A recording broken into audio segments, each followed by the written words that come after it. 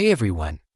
Did you know the Bible tells a story about someone who became the wisest financial advisor of his time? His name was Joseph, and he lived in ancient Egypt. Now, he wasn't a banker and he definitely didn't work in a modern office. He was a man who listened to God, and his journey was truly incredible, from a dark prison all the way to a grand palace. But here is the thing: Joseph didn't become great because he was chasing wealth or power. He became great because he trusted God and was obedient. Today, I want to share one very important secret from his amazing story. So, why did Joseph store so much grain? Well, after interpreting Pharaoh's dream, Joseph knew that Egypt would have 7 years of incredible abundance. The harvests were so massive that there was more food than anyone could possibly eat. People were celebrating, enjoying life, and probably thinking, wow, the good times are here to stay. But Joseph knew something everyone else didn't. God had shown him that after those 7 amazing years, 7 years of severe famine would follow years when there would be almost no food at all. So what did Joseph do? Did he panic? Did he run around shouting, "The sky is falling. We're all doomed"? Nope. He calmly started collecting grain. He organized a nationwide effort to store the surplus food in cities all across Egypt. The Bible says that during the years of abundance, Joseph gathered up all the food and stored it away. Day by day, year by year, he was preparing. And this brings us to the first crucial principle from his life: Joseph saved not because of fear, but because he had vision. Do you see the difference? He wasn't thinking, "Oh no, what if everything goes wrong?" He was thinking, "God has revealed the future, so I need to prepare wisely." His actions were based on faith and foresight, not fear and anxiety. Let's break it down. Imagine you get a giant bag of your favorite candy. You could eat it all in one sitting, right? It would be delicious. But if you knew the candy store was going to be closed for the next week, what would you do? You'd probably save some for later.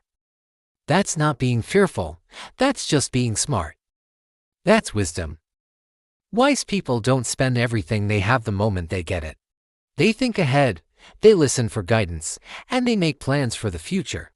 So, here is the main idea we can take from this part of Joseph's story: good times are not just for celebrating. They are also for preparing. God wants us to be joyful and enjoy our blessings, but He also wants us to be wise. He wants us to be generous, but also thoughtful and prepared for whatever may come. Joseph became a hero in Egypt not just because he had a lot of grain, but because he had a wise heart that trusted God completely. Imagine you're in charge of an entire country, millions of people, massive fields, tons of food. Your one decision determines if everyone eats in a few years. That's the exact situation Joseph found himself in. And what he did next is a masterclass in strategy. This brings us to a powerful principle for your own life: the 20% rule. When God gave Joseph a vision of the future 7 years of abundance followed by 7 years of famine, He didn't say, "Hey, if there's anything left over, let's save some." No. The instruction was clear and specific. In the book of Genesis, it says to set aside a fifth of the harvest. That's 20%. It wasn't a suggestion. It wasn't only if we have a good year or when we feel like it. It was an immediate and consistent command. Why is this so powerful for us today? Most of us live by the opposite rule. We say, when I start earning more, then I'll start saving. But let's be honest, if you can't manage a little, you won't be able to manage a lot.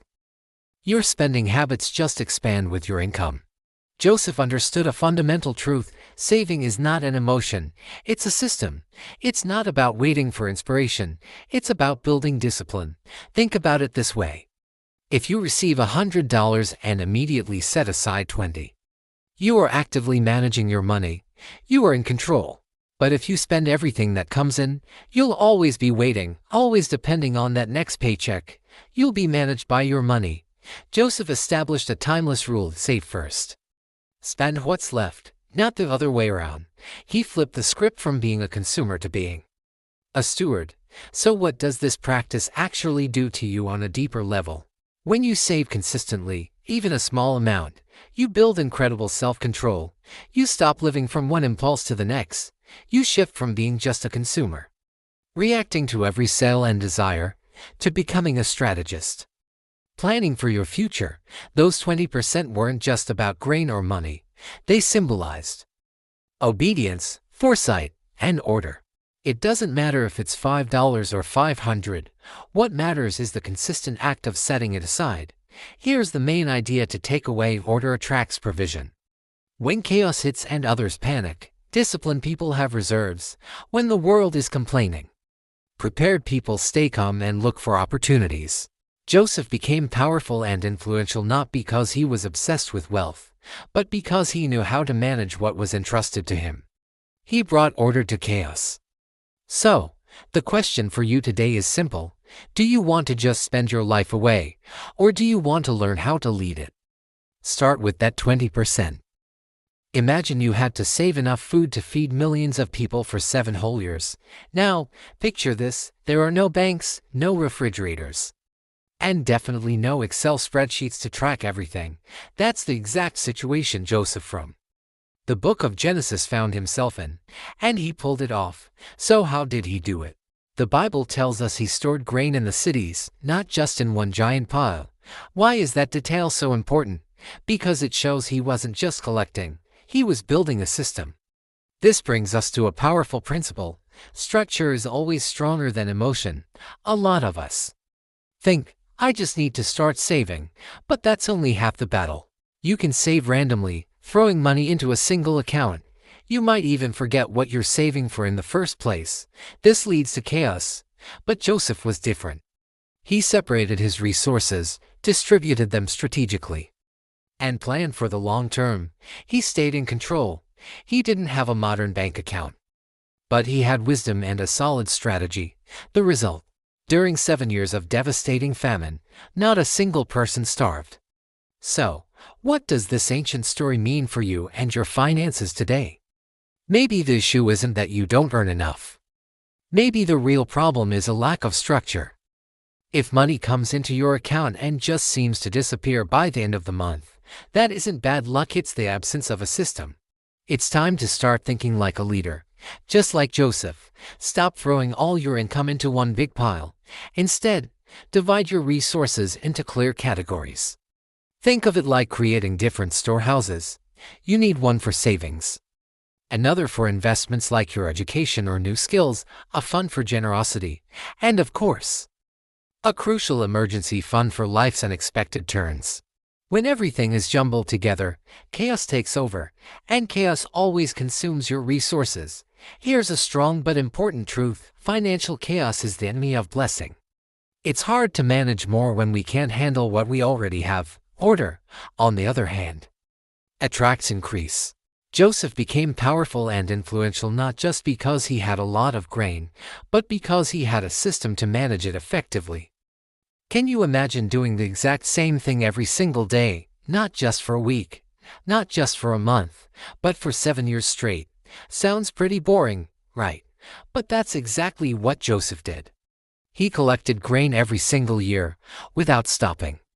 Even when everyone around him was tired and started complaining. They were probably saying things like, "Why are we still doing this? We have more than enough food already." This brings us to a powerful idea: consistency beats inspiration. So many of us live by our feelings. We think, oh, I feel inspired today, I'll save some money. Then tomorrow comes and it's a, we'll see. Or maybe you've told yourself, I just don't feel like it right now, I'll start saving later. But Joseph's story shows us something profound: saving is a temporary goal you hit and then forget about. It's a way of life. The discipline you build today becomes your security for tomorrow. How does this play out in real life? Think about putting together a massive jigsaw puzzle, one tiny piece at a time. Today you place one piece, tomorrow another. For a long time, it feels like you're getting nowhere, and no one else even notices your progress. But if you keep at it, day after day, years later, you'll be staring at the complete, beautiful picture. Meanwhile, the people who only added a piece when they felt inspired are still looking at an empty box and a bunch of scattered pieces. the main takeaway here, especially for young people trying to figure things out, is that God values consistency far more than random bursts of enthusiasm. Saving, whether it's money, skills, or relationships, is like planting seeds. You don't see the fruit immediately. It takes time, patience, and faithfulness, but if you keep watering those seeds, the harvest will eventually come. Joseph didn't become this incredible leader because of some random moment of motivation. He became great because he was faithful in the small, seemingly boring things every single day. He showed up when it was easy and when it was hard. He did the work when everyone was watching and when no one was. Imagine you suddenly got a huge pile of money. What's the very first thought that pops into your head? If you're like most people, it's probably something like, awesome. Now I can finally buy everything I've ever wanted. It's a totally natural reaction. In fact, this isn't a new thing. Go way back to ancient Egypt. When they had a massive harvest, what did they do? They threw huge parties, celebrated, and basically spent it all at once.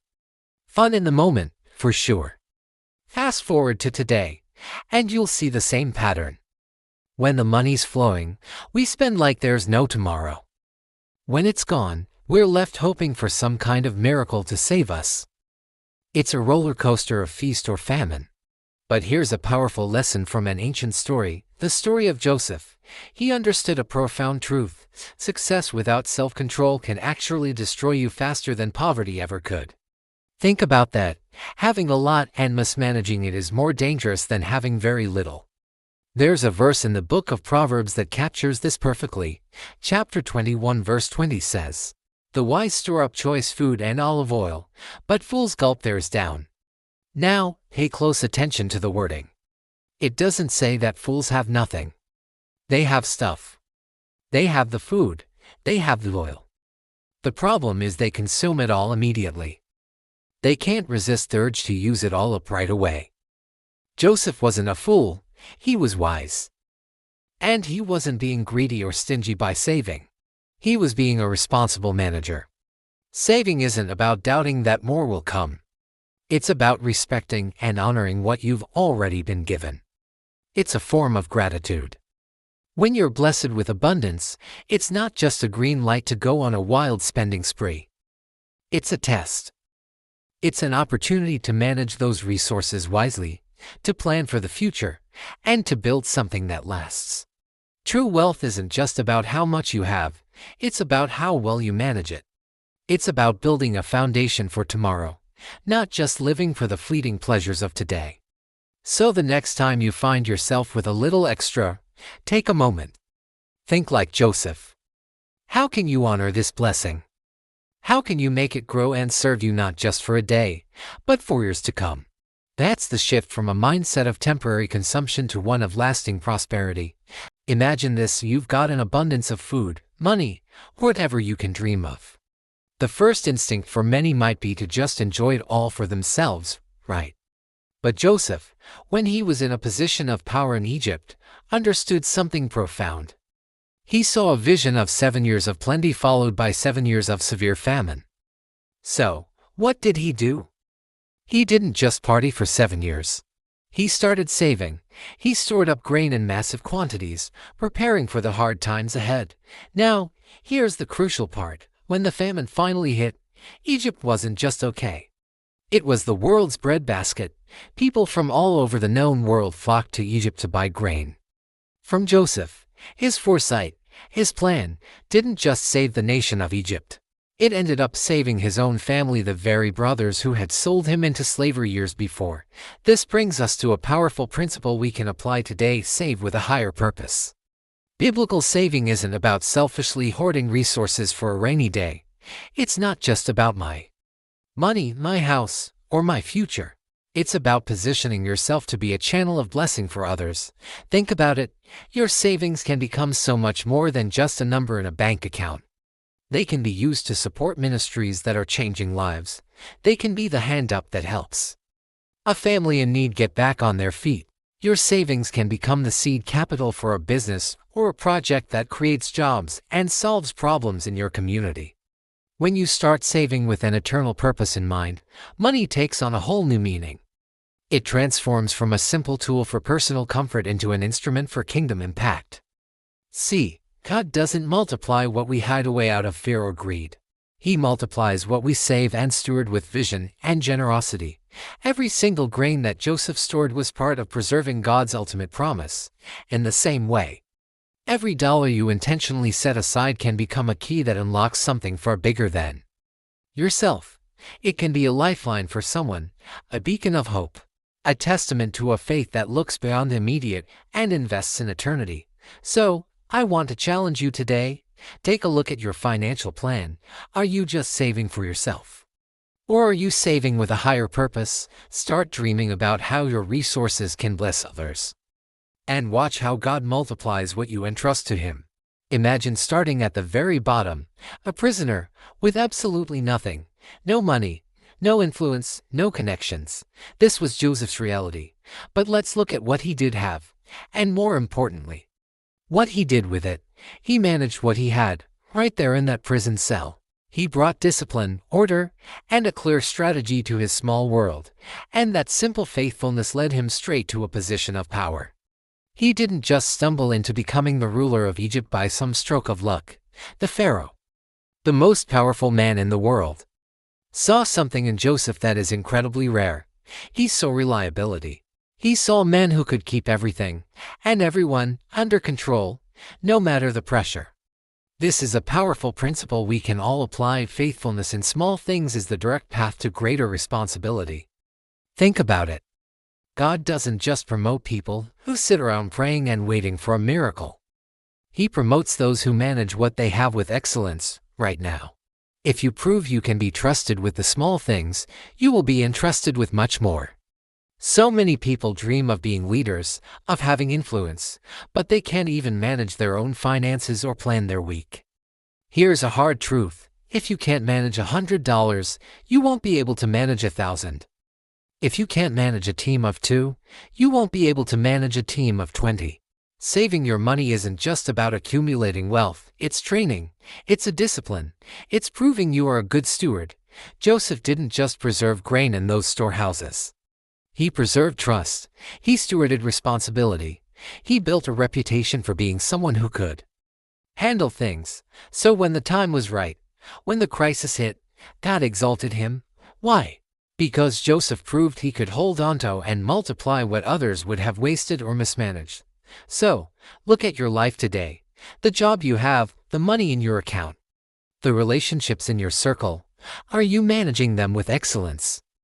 Don't despise your prison or your small beginnings. See them as your training ground. The promotions you're praying for are waiting on the other side of your faithfulness today. Remember, God's promotions don't come to the idle. They come to those who know how to manage. Have you ever come up with a brilliant idea? Something that just clicks and everyone loves it? Maybe at work, or with your family finances. Oh, it's the first thing you want to do. If you're like most people, you want to take the credit, right? You might think, yep, that was all me. It feels good to be recognized for our smarts. But let's look at a story from thousands of years ago. A man named Joseph is standing before Pharaoh, the most powerful ruler in the world. Pharaoh had these confusing dreams, and none of his advisors could figure them out. Joseph is brought in. And before he even hears the dreams, Pharaoh says, "I've heard you can interpret dreams." Joseph's response is incredible. He says, "It is not from me." God will give Pharaoh the answer. He completely deflects the praise. He knew he wasn't the source of the wisdom. He was just the messenger. This brings us to a huge principle. Real wisdom is so much more than just being smart. When we talk about biblical prosperity, it's not just about having the best financial strategies or being a genius with numbers. It's about being led by the Holy Spirit. It's about having a connection to the ultimate source of all knowledge. Think about it. God can show you things your intellect alone never could. He can whisper to you when it's the right time to save, putting resources aside for a future need you can't even see yet. He can give you a nudge when a specific investment is the right move, not just based on market trends, but on His divine plan. And just as importantly, He can show you when it's time to give, when to pour out your resources to serve others, creating a harvest you couldn't have planned for. This is a game changer for how we handle our money. We shouldn't be making major financial decisions relying only on our own understanding.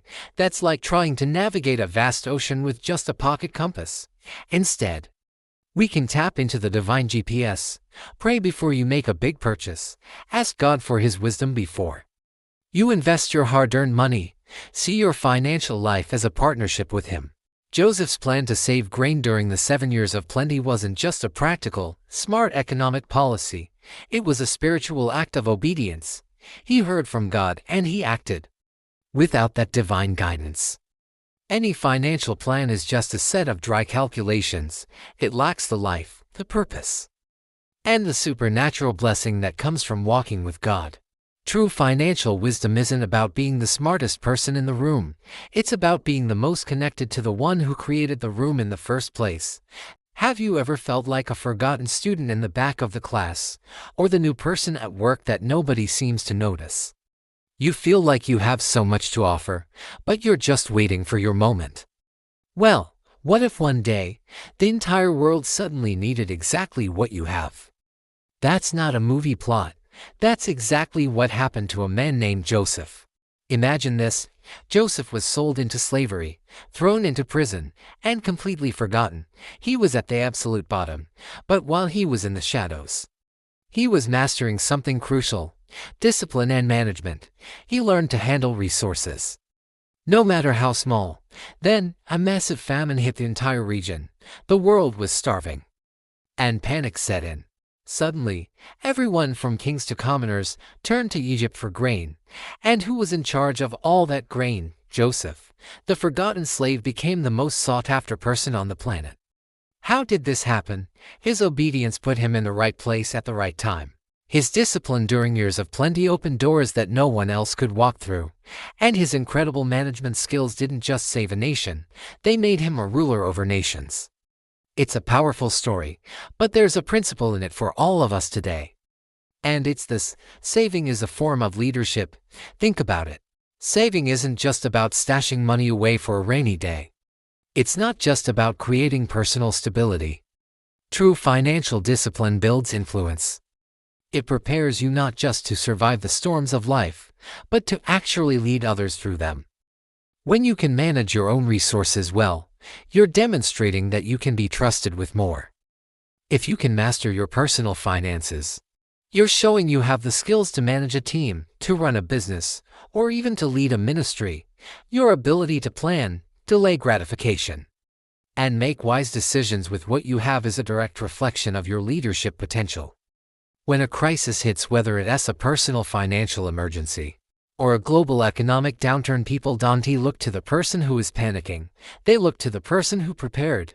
So, mastering your money isn't just about building wealth. It's about building character and readiness for greater responsibility. You are proving that you are reliable, forward-thinking, and capable of guiding others to safety and prosperity. Joseph's story teaches us that the discipline we practice in private prepares us for the platform we'll be given in public. Your journey to leadership might just start with how you manage your wallet. Have you ever thought that every time you save or invest, you could be performing an act of faith? It's not just about managing money, it's about managing your mission. Let's look at the story of Joseph from the Bible. When he was storing grain in Egypt, he wasn't just hoarding food. He was acting on a divine instruction, a vision God had given him.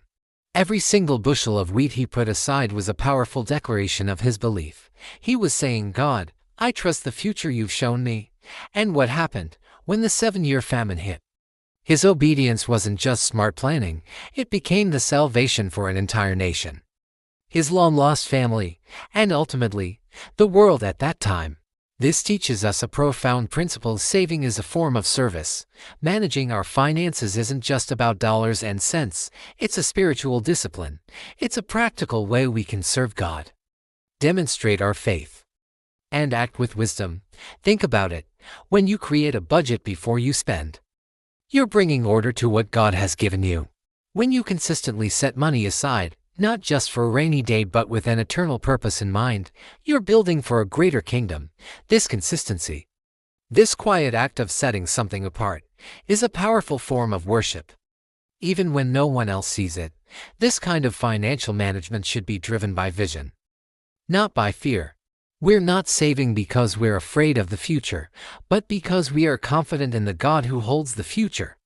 True provision, true security, doesn't come from a lucky stock tick or a fat savings account. It comes from God alone. The same God who gave Joseph the wisdom to prepare for a crisis is the same God who is ready and willing to guide you toward financial well-being and purpose. He wants to give you the wisdom to manage your resources effectively. So, let me ask you a question today. How are you handling your resources? Are you managing them like Joseph, with a clear purpose, faith, and divine wisdom? Or are you more like the rest of Egypt before the famine, consuming everything without a plan, living without foresight? The difference between financial peace and financial chaos isn't always about how much money you have. It's about faithful stewardship and obedience. It's about recognizing that every financial decision can be an opportunity to honor God. Start today. Ask God for His wisdom in your finances, and watch how He turns your simple acts of management into a powerful testimony of faith. Thanks for watching. If this message resonated with you, please like, subscribe, and share it with someone who might need to hear it.